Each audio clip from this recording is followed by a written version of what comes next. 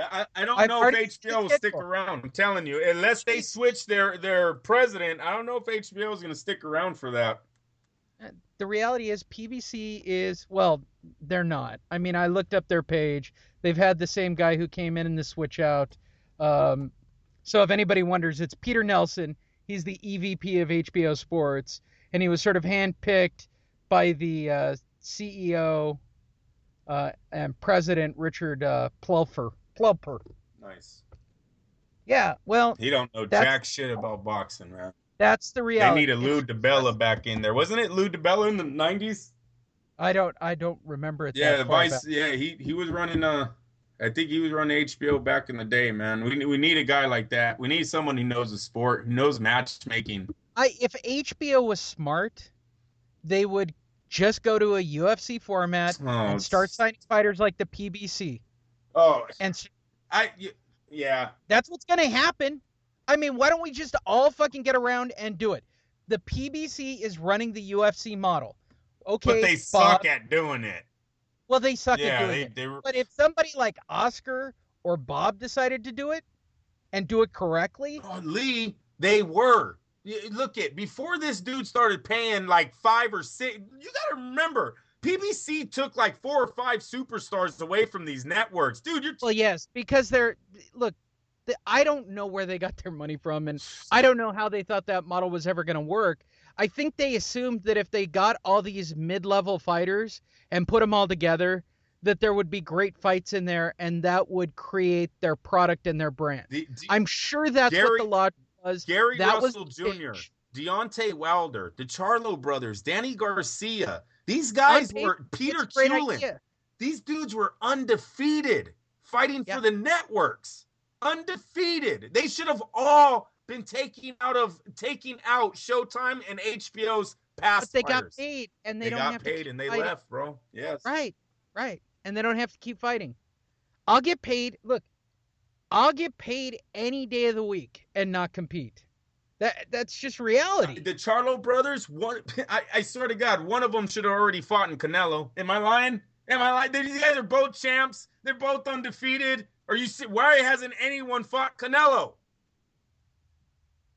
Because They don't want to talk. that's He's reality. suing him. He's suing him. He's got the guy that's trying to steal his company.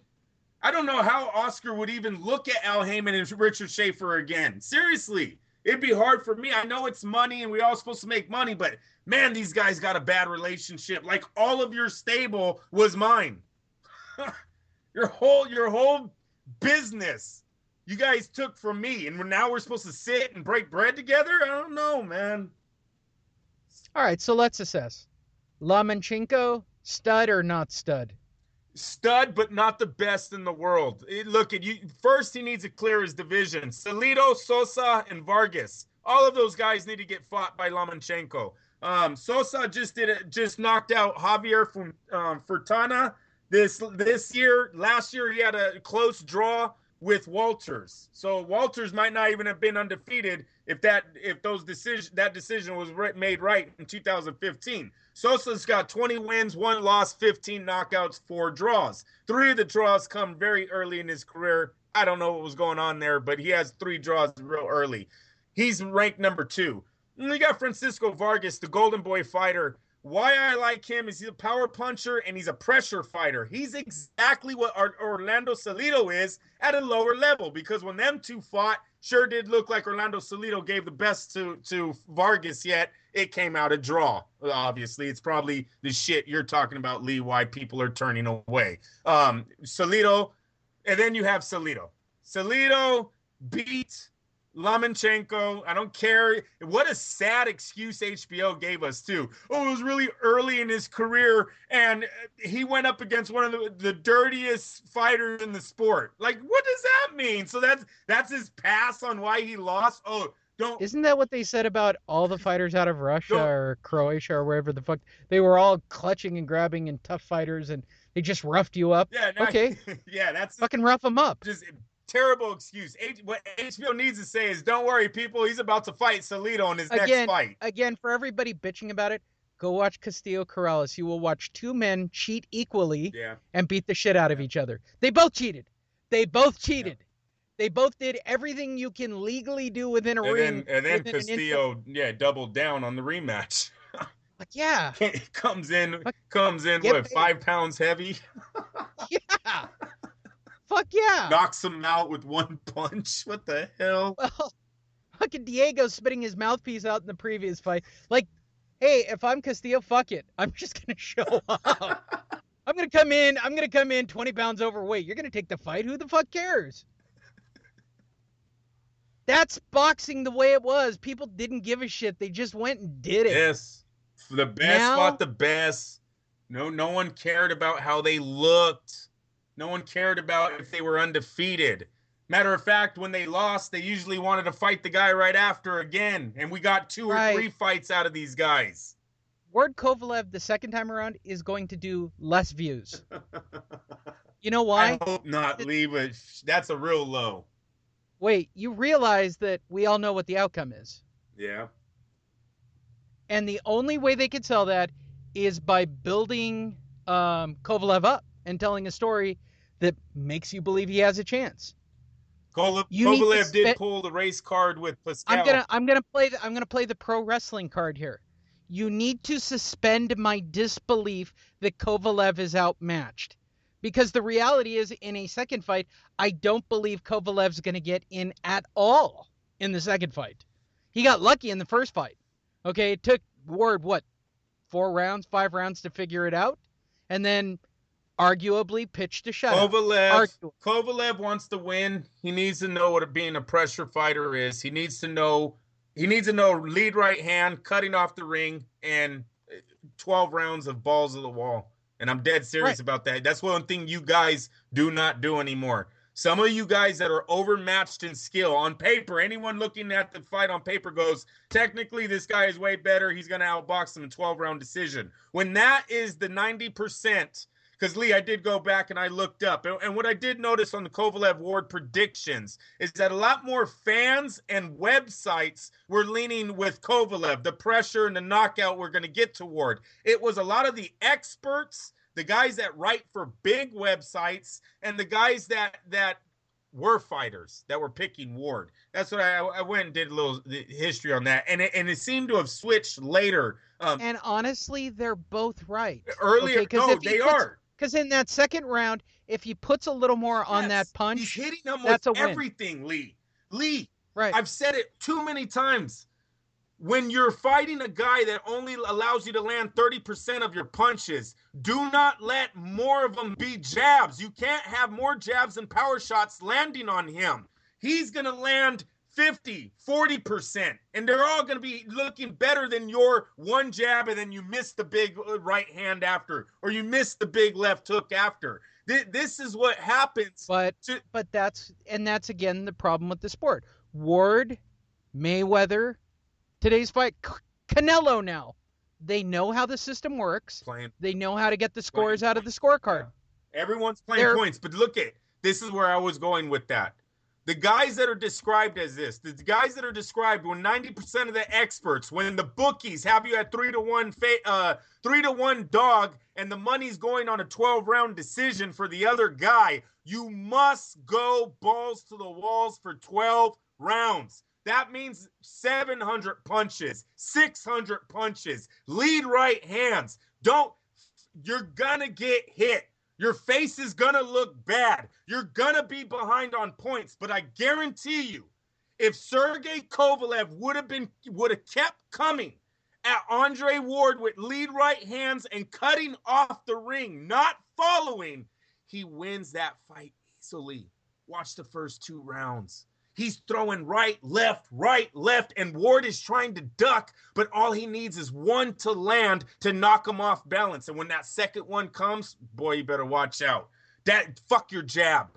Get in the fight, get in his face, and start handing it to him, because you're not winning a boxing match. Stop it. This guy is superior when you're going to talk about boxing, jab, right, counterpunch, movement.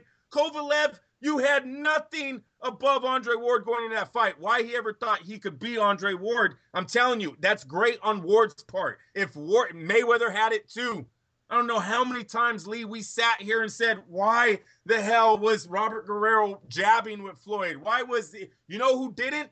Marcos freaking Madonna. You want to know who didn't? Miguel Cotto, Oscar De La Hoya, and all of those guys were getting split decision wins, majority decision wins, or excuse me, losses.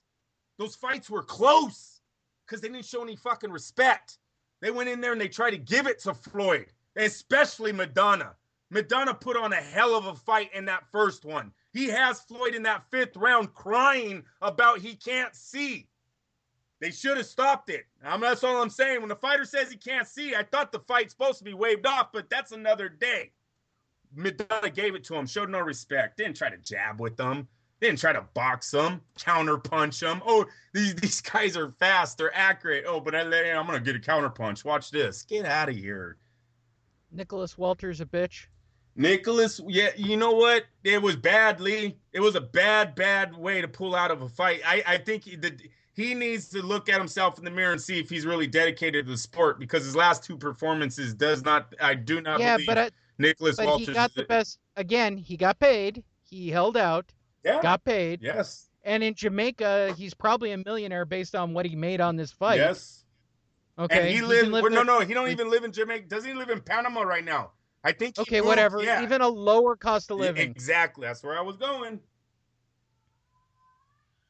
What can I say? Mayweather said it. It's not just Fight Net Radio, people. Floyd said it earlier this year. We're paying these guys too much nowadays. They're not really putting it in anymore. They're really not, especially PBC. Especially PBC. Okay, so the bottom line, is it the fact that everybody's a contract fighter now and not a prize fighter? It's a fact that, Al Heyman and De La Hoya, these 2 guys hold some of the best fighters in the world, and they're not talking. And without Richard Schaefer now stepping in, looking like he's going to be the face of the PBC, it's I don't know how they're ever going to come together on this. Maybe HBO is going to negotiate through a conference call. I don't know. Have 2 of them. They're not. I know. They haven't. I don't even think they can do business until the lawsuit's over, right? Can they even set up? They're not. They're just not. So what we'll get is Crawford versus Pacquiao, or Pacquiao versus Mayweather. John Molina versus Crawford. We're gonna keep getting the same retreaded shit. They're gonna milk the Pacquiao. Look, you guys can say whatever you want, but at least Pacquiao drew 300,000 buys, which makes him pretty solid for 2016, in my opinion. Probably the leader. He can call his shots with HBO. I guarantee Bob Arum is already placed his call to HBO going, yep, we got one more fight with him, and we're thinking of doing it with Mayweather. How much are you guys willing to put together for that fight? If HBO, I don't have faith in the guy that's running it right now. I really don't. Well, Showtime's no better. Remember, but they're at least Showtime's getting free boxing out of the PBC. Yeah, no, and they got money. PBC pays like everybody, don't they? Put $20 million on everybody's bill. Well, yeah, they pay for the fighters, they pay for the fight, they pay for the time, they pay for the spot. They even pay the camera people. Showtime, all they have to do is distribute the product. Distribute the product. Right? Is that his name? Les Munez is the one who put together Mayweather Pacquiao the first time. Don't give that to HBO. The CBS boss is the one who stepped in and made that fight happen. It was not HBO. I don't have faith in the guy that they have running. Hopefully they change this real fast. Sign up at iTunes, iHeartRadio, Spreaker, YouTube, SoundCloud, or wherever your fine FightNet radios are signed up for and sold.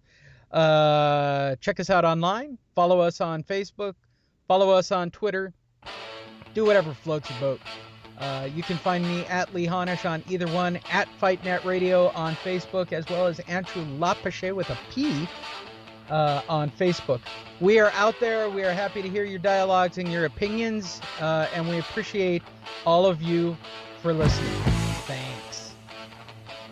Thank you for enduring another episode of FightNet Radio. FightNet Radio is available for download and subscription on iTunes, or visit FightNet Radio and tell us how offended you are by today's show. Thank you for listening.